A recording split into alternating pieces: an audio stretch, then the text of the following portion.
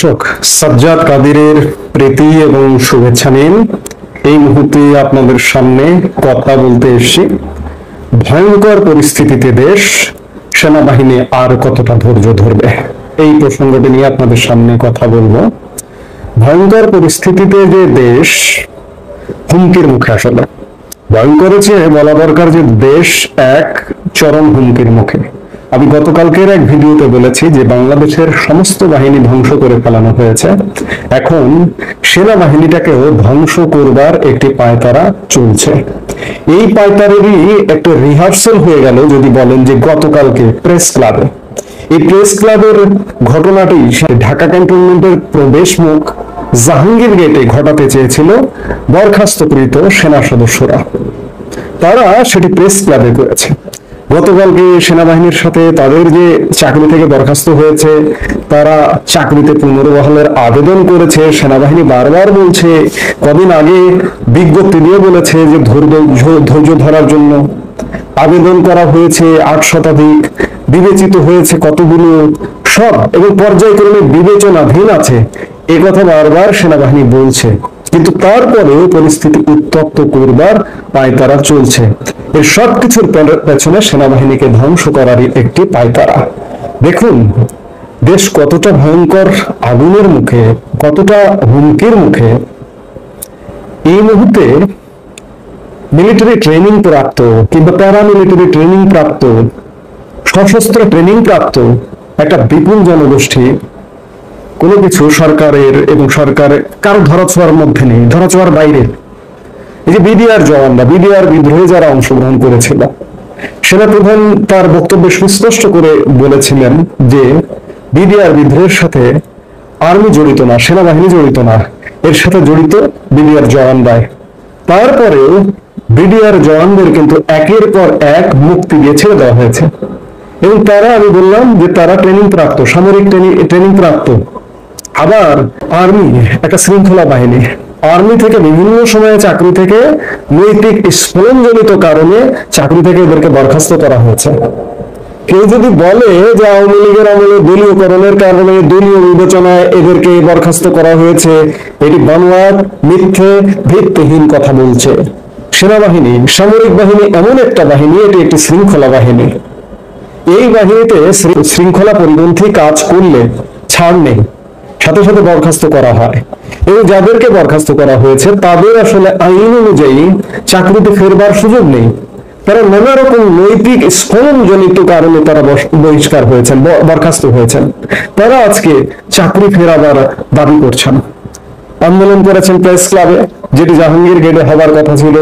এবং তাদের আন্দোলনকে সম্মান জানিয়ে তারপরে সেনাবাহিনীর পক্ষ থেকে তাদের সাথে আলোচনা বুঝবার জন্য পদক্ষেপ নেওয়া হয়েছিল এবং আলোচনার অংশ হিসেবে একজন জেনারেলের নেতৃত্বে, একজন ব্রিগেডিয়ার জেনারেল নেতৃত্বে এই সেনা সদস্যদের সাথে আলাপও করেছে।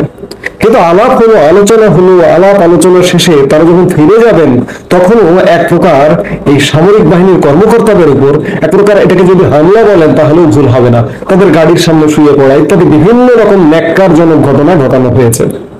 আমার শঙ্কা, আমার আতঙ্কের জায়গাটা এই যে যারা বরখাস্তকৃত সামরিক সদস্য কিংবা বিডিআর জওয়ান যারা, এদেরকে পৃষ্ঠপোষকতা দিচ্ছে কে, কিন্তু এদেরকে আরো বড় ধরনের পৃষ্ঠপোষকতা দিতে পারে, এদের অর্থ অস্ত্র যোগান দিয়ে আরো বড় ধরনের নাশকতা ঘটাতে পারে এবং সেনাবাহিনীকে বিতর্কিত করবার নানা রকম ষড়যন্ত্র করতে পারে। সেই জায়গা থেকে আসলে সেনাবাহিনী কি করছে আমি বারবার প্রশ্ন করি। পৃথিবীর দেশে দেশে বিদ্রোহী গোষ্ঠীর সূত্রপাত হয় কিন্তু এসব থেকেই।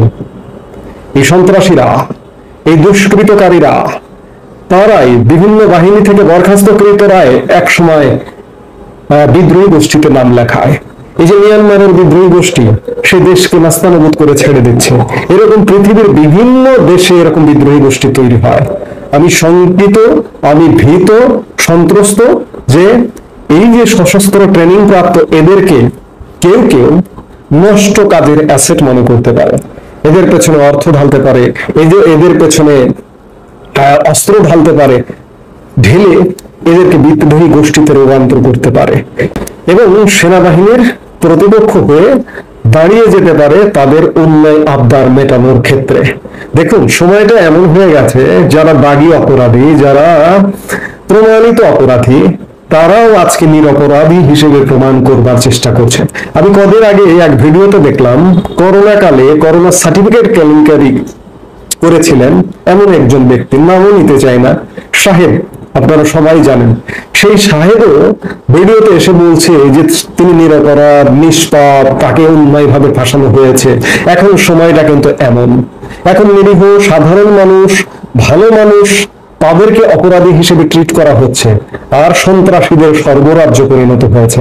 এই যে দেখুন, জেল থেকে জঙ্গিদের মুক্তি করে দেওয়া হয়েছে, জেল থেকে শীর্ষ সন্ত্রাসীদের মুক্ত করে দেওয়া হয়েছে।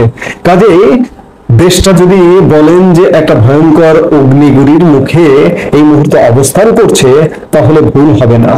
এই অবস্থায় সামরিক বাহিনী ছাড়া এই দেশকে, সামরিক বাহিনী পূর্ণ নিয়ন্ত্রণে নেওয়া ছাড়া এই দেশকে কন্ট্রোল করা একদম অসম্ভব। আমি গতকালকেও বলেছি, পুলিশ কাজ করছে না, প্রশাসন কাজ করছে না, কেউ কাজ করতে পারছে না। এটি দেখতে কি আর অপেক্ষা করতে হয়? অপেক্ষা করবার প্রয়োজন হয় না।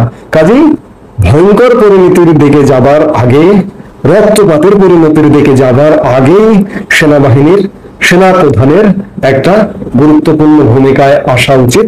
দেশে এই যে আনস্টেবল অবস্থা, এই অবস্থাটাকে একটা স্টেবল জায়গায় আনা উচিত বলেই আমরা দেশের মানুষ মনে করি। আরো একটা কথা এই সাথে বলতে চাই যে সেনাবাহিনী যদি ইতিবাচক পদক্ষেপ নেয়, আমি বিশ্বাস করি দেশের 95% মানুষ সেনাবাহিনীর এই পদক্ষেপকে স্বাগত জানাবে। আমি গতকালকেও বলেছি যে গোলাম আজমের ছেলেরা ছাড়া কেউ বলে না যে দেশ ভালো চলছে। কাজেই দেশের 95% মানুষ বলছে দেশ ভালো চলছে না।